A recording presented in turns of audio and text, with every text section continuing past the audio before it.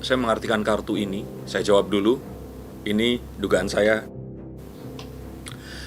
Kenapa polisi tidak mengungkapkan? Nah, ini memperkuat dugaan saya.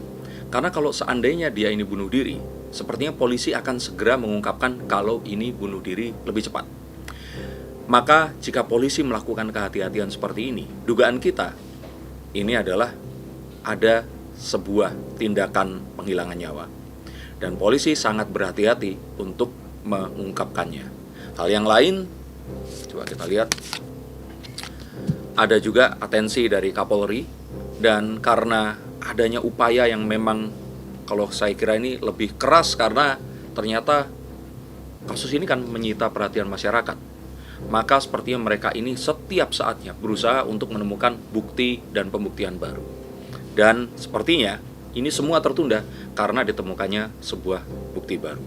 Sehingga kalau dari saya untuk membuka konten ini, saya katakan dugaannya ini saya kira kalau kecurigaan karena kan ya memang selain korban, ini yang terlibat di sini kan cuma penjaga kosan. Maka ya sewajarnya kalau ternyata masyarakat menganggap bahwa penjaga kosan ini dicurigai ikut terlibat di situ. Karena kan nggak ada pemeran yang lain. Kalau film itu cuma ada dua ini tadi kan. Nah, tapi ini pun juga kita tidak bisa katakan secara langsung karena tidak ada sebuah keterkaitan yang langsung. Dan penjaga kosan ini pun melakukan tindakannya itu pun adalah tindakan yang memang diharuskan dilakukan oleh penjaga kosan. Curiga atau mencurigai. Tapi selain itu kan tindakannya ini semuanya normal. Tidak ada satu hal yang mencurigakan, misalkan seperti mengecek ke CCTV. Masyarakat sebaiknya tidak menarik kesimpulan terlebih dahulu dan benar-benar menunggu hasil penyelidikan dari kepolisian. Karena kita pun itu belum mengetahui ini semua itu posisinya seperti apa. Saat pertama kali kasus ini mencuat, saya 90% meyakini ini itu adalah karena kepalanya dilakban. Karena jika ternyata ini, maka memerlukan tangan ini harus diborgol dulu jauh-jauh, baru kepala itu dilakban. Karena secara refleks kita itu pasti akan berusaha untuk membuka lakban saat kita itu sesak nafas. Jadi cara untuk melakukan bunuh diri pasti harus dilakukan dengan cara yang seketika. Gantung diri untuk mematahkan leher, atau menggantung leher tapi dipastikan kita tidak bisa meraih apapun dan mati karena sesak nafas, atau melompat dari ketinggian atau ke kendaraan yang melaju dengan kencang.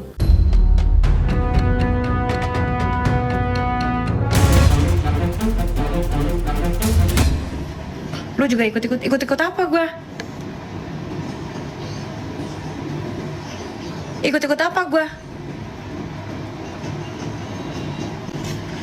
Udah Kak, sabar Kak. Kalau diginiin gimana? Gimana gak sabar gue? Kenal gue baru gue. Masalah yang kayak gitu-gitu gue tahu. Terus dengan kayak gitu gue circle-nya mereka gitu. Gue mau bikin konsep bareng kok. Kerja gue.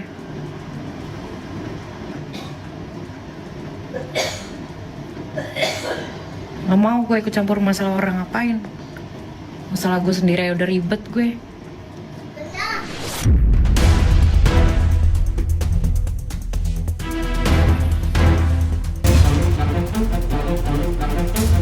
Ya kalau bosalan gue sih memangin mbaknya bicara sama Brevi terus kasih aja mbak, supaya memang nyata-nyata memang mbak Natalinya keluar dari circle bahagia itu. Dalam arti ya Udah cut off setelah podcast keluar gue cut off udah langsung. Tadinya tuh rencananya emang mau dibikin kita gimmick berdua gitu loh, ngerti gak sih? Nge-DJ berdua nih. Gimana kalau kita coba nih, pas kita coba naiklah tuh konten-konten. Kok bisa-bisanya lu accept semua dan ayo kita ketawa-tawa. Itu banget man, itu nggak bukan manusia menurut gue. Mereka semua tuh yang ada di sana konteksnya tahu ya. Cuma ibu-ibu daster doang mungkin it's okay lah. Yang jadi agak ini kan yang seolah-olah hamil itu loh, hamil-hamilan. Gue demi gue nggak tahu sama itu sekali. yang jadi akhirnya aja, ngerti nggak lo? ya sih, tapi kenapa nggak diingetin ya gitu loh maksudnya. Itu itu kenapa nggak diingetin? Nah terus sama satu lagi adalah pokoknya nanti terima ke Andre apa ke Boleh.